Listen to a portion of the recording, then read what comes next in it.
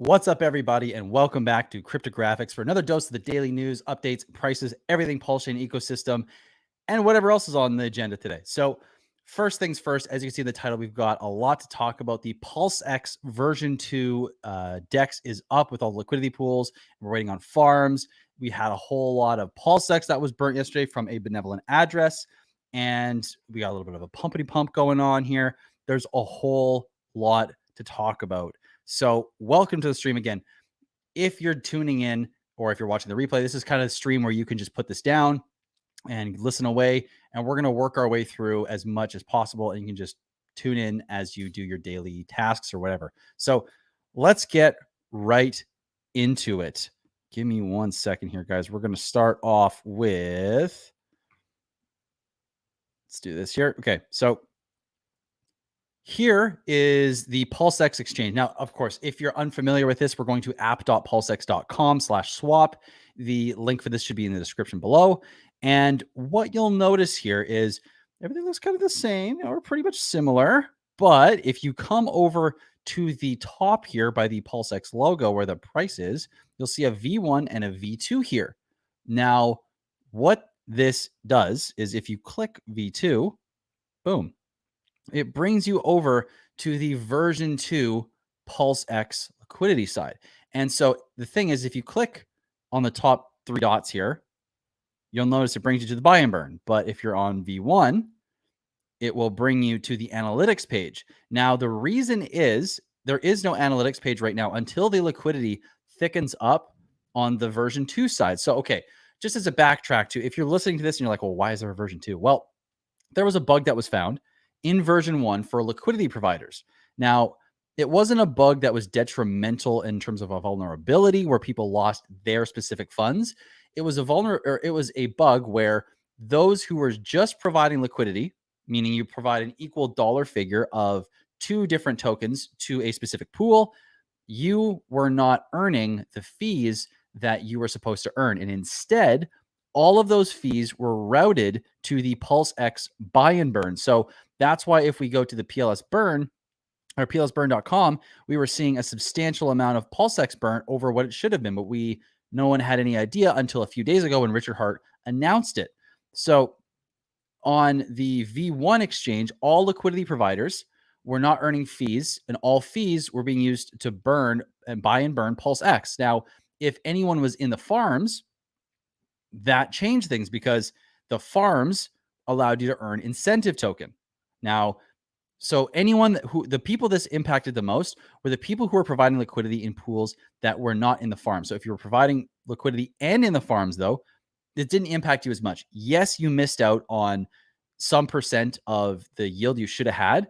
But for a lot of people, what I was seeing on Twitter, and not everyone's on Twitter, so I'm not gauging this as like the sentiment or what everybody thinks, but a lot of people, which was interesting to see, were saying that they would actually rather place their liquidity in the V1 farms in order to burn more PulseX. So that's actually interesting to see that there's a dynamic and that people would actually rather have PulseX burnt than themselves earn a little bit of fees. So I thought that was a really cool commentary that we were seeing there. Now, this isn't for everyone. So again, V1 had this error, and if you were only providing liquidity and you were not staked in the farms, this did affect you, and you did miss out on fees, and you possibly even suffered some impermanent loss, which became permanent if you pulled your liquidity out and didn't have any compensation for the time in the pool. So now let's talk about V2. What was V2 updating then? V2 updated the liquidity pools. So now, for all the people that were providing liquidity, now they're earning the fees they should have been earning from the beginning.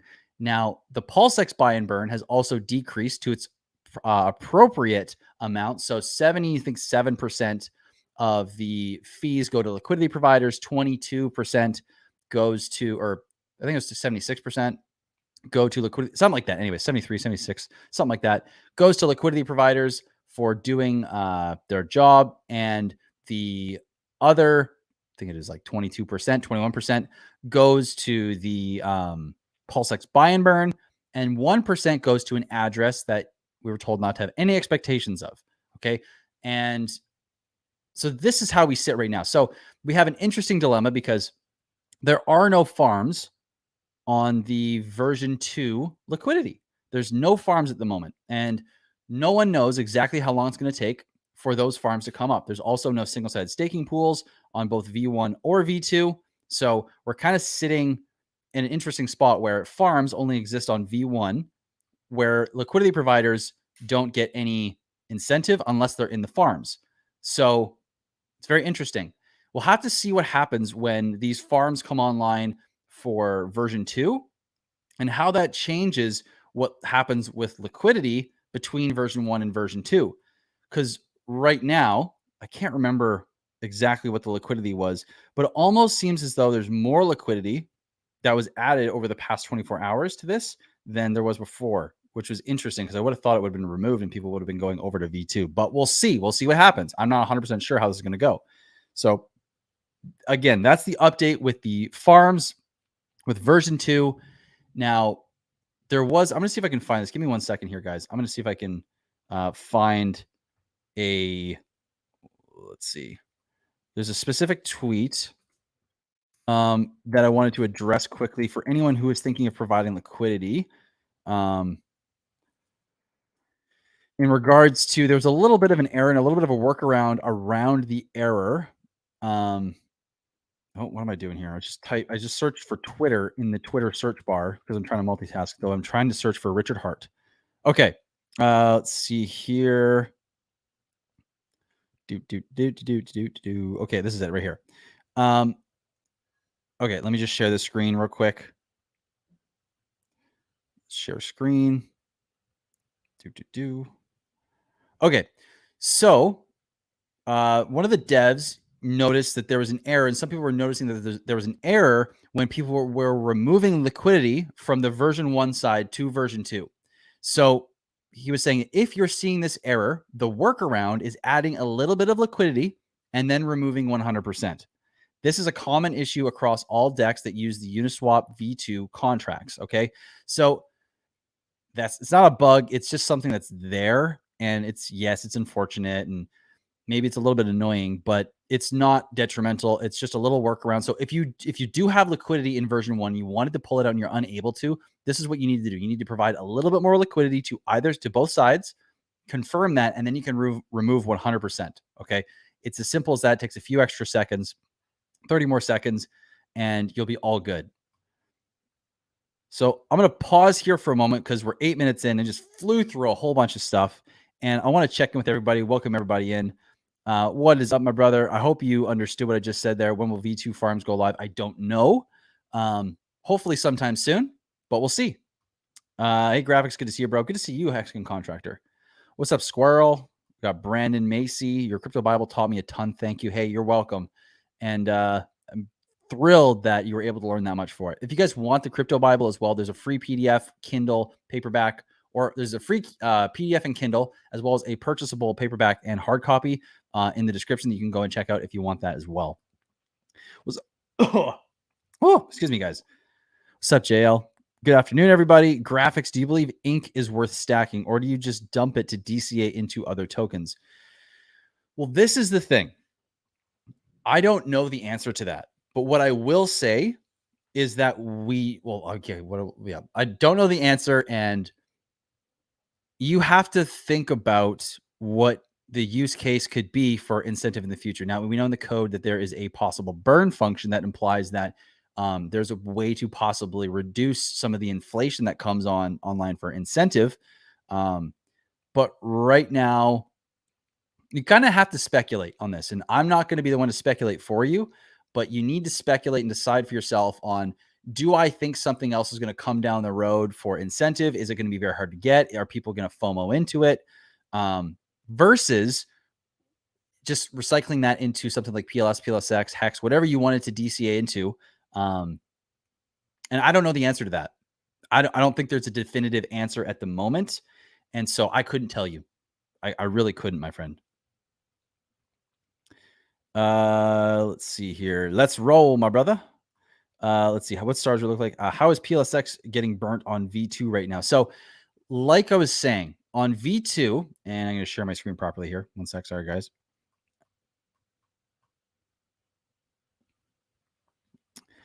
So on V2, actually, let's see here. If I go to V1 and I click, I want to try something real quick here, guys. Oh, interesting.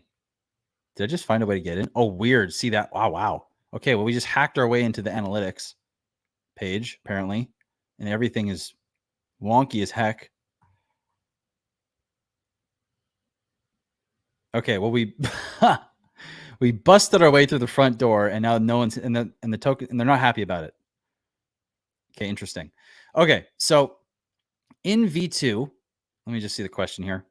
How's PLSX getting burnt on V2 right now? So V2, if anyone is providing liquidity, right, and anyone's transacting using those pools, 0.06% of the fees of the 0.29%. So basically 21% of the fees that are used when anyone, or that are taken when anyone does any transactions on PulseX, are routed to go through the buy and burn on the PulseX exchange. So you have, so someone, basically these LP tokens are collected, and anyone can go in here and select all of these that have a value.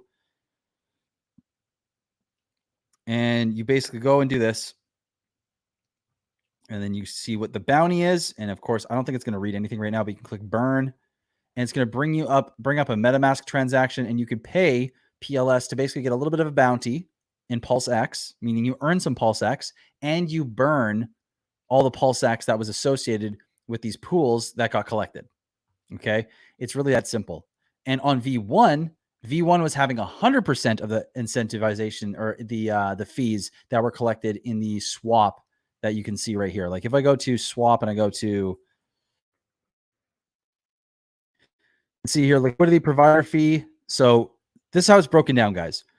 For each trade, a 0.29% fee is paid, 0.22% to LP token holders, and 0.07% towards PulseX buy and burn. Okay. So I hope that makes sense. Like the video, fam. Please like the video. And if you haven't already, subscribe. Why not? Tolik, I don't see any liquidity fees in V2 so far. Interesting. Okay, well, we'll just keep monitoring it. I think, yeah, we'll just keep monitoring that for now. Will the PLSX LP pools earn ink, or are the farms the only thing that earns ink? The only thing that earns incentive token is the farms. If you are just liquidity providing, you're only earning the fees associated with that liquidity pool. You will not earn incentive. Hey, Ryan. I live in the USA. I'm trying to buy Pulse and PulseX. Help, please. Fire me an email, support at cryptographics.com, and I can help you out. I also, that's what my calls are for as well. I do those. But if you want to email me, I can try my best to navigate and guide you through the process over email.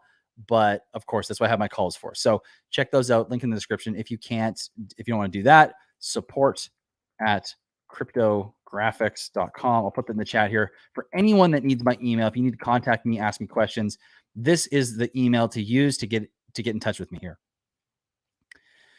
Let's see. Okay, so Brandon Macy, what about tips for beginners in HSI auctions on Hedron? Tips at the moment, time of day. If you are looking at auctions that are ending at at a time where everyone's going to be online, you're probably going to get a lot of people that are going to be bidding with you. So I would definitely advise, if you're starting an auction, maybe start it at a time of day where it's not likely most people are going to be up and paying attention to these things, in order to get the best access to the bidding without a bunch of people trying to bid. JL says, do you like one RH token over the other for DCing at the moment? Some seem all about Hex, others say PLSX. I'm kind of feeling Pulse because it seems weak in ratios with other coins. What I will say is all of these tokens, I believe, are going to perform very well. And again, it's speculation. I'm not telling you they will. I believe they're going to do well. But what I would look at if I were you, I would go and look at liquidity. Which coins have the most liquidity? Because higher liquidity means lower volatility, right? but too low liquidity means dollars can't flow into it properly. So what I would recommend you go and do is go to PulseX, click on this three dot little thing up here in V1, not V2. So you're going to make sure you're in V1. You're going to click on these three little dots. And what I want you to do is I want you to come and compare the liquidity between all the tokens you're interested in and try and come up with a thesis, if you will, for what token has the happy medium liquidity and demand, it seems, that will allow it to have volatility while economic energy still being able to pour into it without having the funnel be too thin for dollars to flow through it. Now, again, it's a hard conversation because I don't think everyone's going to have an opinion here and nobody knows. So what I would do was I were you, I'd pick the tokens, do some research, figure out what makes the most sense, and decide using that framework and really just try and think things through before you decide. But as a general framework, I think a lot of these tokens are going to do quite well. It just, we don't know how well, and they're all bonded through liquidity. So saying one's going to outperform the other isn't necessarily true. It could be true, but again, I'm dodging a little bit here only because I can't give you the answer, and I'm not going to give you financial advice because I don't know ultimately, right? So it's a hard decision either way. Volt, my brother, what's up, man? Good to see you. We're talking real soon here. Hope you are having a great day. I know you're busy as hell. Let's see here. Ryan, what's up, brother? Ryan from Alberta. I booked a call with Steve yesterday and he hit me up. I got you, man. Thanks for saying that. Yeah, guys. Again, I do it for a reason. I do it to help everybody out and make sure that you guys know what you're doing as well. So if that's something you need help with, I've got the links there in the description. Go ahead and check that out. Got 30-minute 1-hour calls and group calls as well every Tuesday and Thursday, which you can book up to 6 hours before that call. What's up, Crypto 85? Lars says, when the farms on V2 comes, will there be incentive for a trade? I'm not sure. I don't quite know what you're saying on the second half of that sentence. If you can repeat yourself and clarify, I can answer that for you. Okay, I'm going to answer one more question from the Hexagon Contractor here, and then we're going to get back into the rest of the topics for today's stream. Do you think there's an end goal for all the copies, native tokens on Pulse, to reach parity with the ERC20s? That would make Richard Hart's statement of the world's biggest free airdrop so crazy powerful. I don't think it's the goal. I think that, when it was created, it was something that was aimed at as a possible longer term outcome that, if it was successful, could fully create a wider scaled Ethereum and offload some of the users or offload some of the traffic, lower fees for everybody. But to say it was the goal, I mean, there's so many use cases. There's so many potentials that PulseChain could help achieve for the ecosystem, but I don't know if I would say goal. I think it's a possible outcome that it was capable of assisting in achieving, but I don't think the goal is the right terminology for that. But I do agree. It would be crazy and it would be amazing if that happened. Absolutely amazing. Okay. I'm going to pause there. We're going to go to, what do I have for the rest of the stream here? Sorry, guys. I got a little frantic here trying to keep track. Okay. So we got to talk about the 16 billion PulseX bought and burnt here. So I'm going to go back and I'm going to find the tweet. Give me one sec. We're going to go down the list here. We got about 15 minutes left, about 10 minutes left here now. And let's see, where is it? All right, guys, check this out. 1 second here. No. Yeah, here we go. Okay, check this out. So Richard Hart tweeted out yesterday at about 6 p.m. says, it appears that the no expectations address from the PulseX.com buy and burn contract has burned all the PLSX it has accrued so far. And if we click on this, 16 billion PulseX that was sent to the address has now officially been burnt. And so if we, let me just share my window real quick. So there we go. Okay. So if you see now, we're 116 billion PulseX burnt. 16 billion of that came from this buy and burn address. Okay, so this one here, the one that actually, if we go to trade and we type in amount and we look at the liquidity provider fee, so 0.7% goes towards PLSX buy and burn, 0.01% is supposed to go to that address, right? That address has been collecting PLSX and it burnt 16 billion. That's the most benevolent thing you could ask for when it comes to this ecosystem. Like, that is amazing. Huge news. Absolutely huge news. And to add on to it, we've got everything is pumping right now. We got PLSX up 15%. We've got PLS up 12%. Incentives up 10%. Hex is up 11.45%. Everything is looking great right now. Just, okay, for the record for everyone, my name is Steve. I have it on my book. That's why I'm more comfortable saying it now. I've got my full name on the book. I've got my full name on my website. I'm becoming more public now. So my name is Steve. You can refer to me as Steve or Cryptographics. I will know what you mean. But just so you know, Ryan is not a spammer. Him and I worked together yesterday, actually. So my name's Steve. There you go. You guys can call me Steve or CGFX or Cryptographics, whatever works for you. All right. Got about 10 minutes left. What else was it that I had on my agenda here? Let's see here. Oh, right. Okay. We got to go. Okay. We got to go to the video. Where is it? Okay, guys. So we got the PulseX V1, V2 pools are up. We also have the buy and burn that just rocketed up because of the benevolent address. Let's go back here. And shout out to RH Max. Shout out to you, brother, for this awesome video. Now, where is it? Sorry, guys. I thought I had all this. Okay, here we go. StreamYard, share, boom. Let's go to...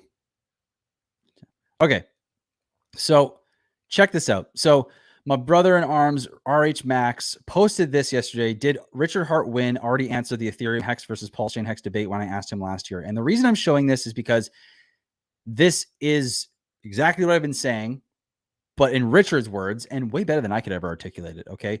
This was my sentiment, is you can't decide. And one option makes sense now, but maybe it doesn't make sense in the future. And it wasn't ever really a debate, but it became something that was like ridiculously overblown.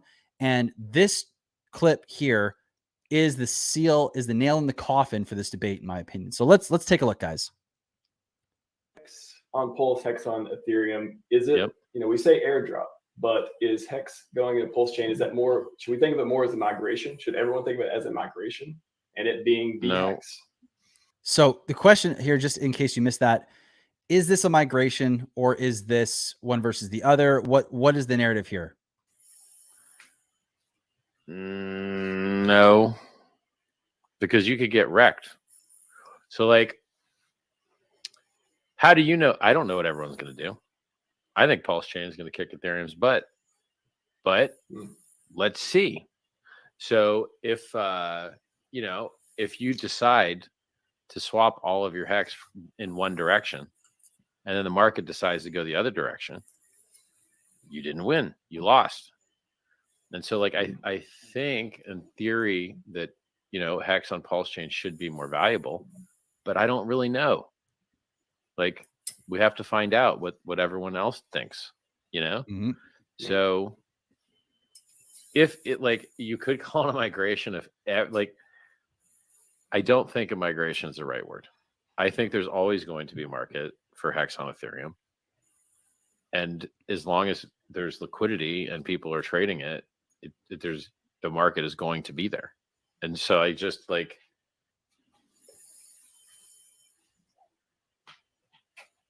I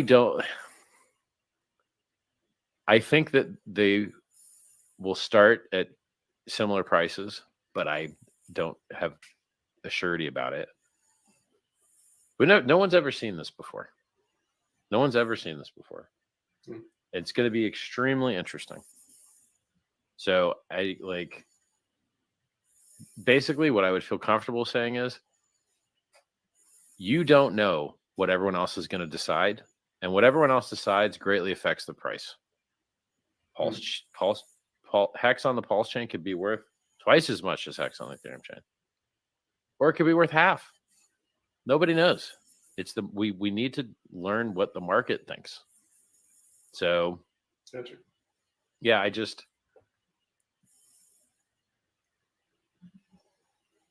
I wish I could predict with perfect certainty what the future holds for things that have never been done before. But like, let's all learn it together. I'm just telling you guys, be very careful when you pick your side, because if you care about the price and not just the technology, what other people decide also matters. Mm-hmm. You know? Be careful which side you pick. Be careful which side you pick, because you don't know which way the market's going to decide. You don't know. We don't know what. So anyways, though, that to me, that seals the deal. You know, there is no debate really. It's a wait and see. It is a watch and make moves based on what you're seeing. And exactly, Brandon. Also, Academation, shout out to you, man. What's up, bro? Alex Santos, thank you, man. Everyone like the video if you haven't already. And Brandon Macy said it best. The people, I love both Hex, period. That's what the market will decide. Exactly. And so we don't need to choose.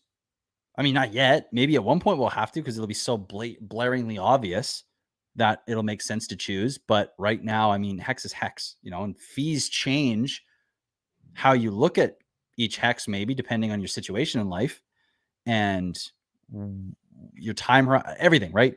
But I think this is it. This is the nail in the coffin for the whole Hex debate. And I think it's over. I'm so happy to know that we're going to be able to just let this go now. And this is probably the last time I'm going to talk about it. And yeah, like you said, Jens, both will probably do very well. They're bonded already by liquidity, and who knows? We'll wait and see. Just don't turn your back to a possible outcome that blinds you from seeing opportunity. That was my biggest problem. So anywho, okay. That is that clip. Thank you guys for watching that with me. I think it's really cool that he came out with that in a timely fashion. Let's stop sharing this right now. And yeah, is there anything else I wanted to hit here before I hop off? Let's see. Oh yeah, let's talk about prices. We got about a few minutes left. Let's talk about the prices before I go here. Let's go to Dex Screena. All right.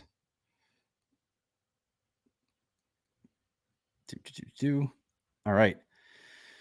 Sweet. Okay, so check this out. So on PulseX,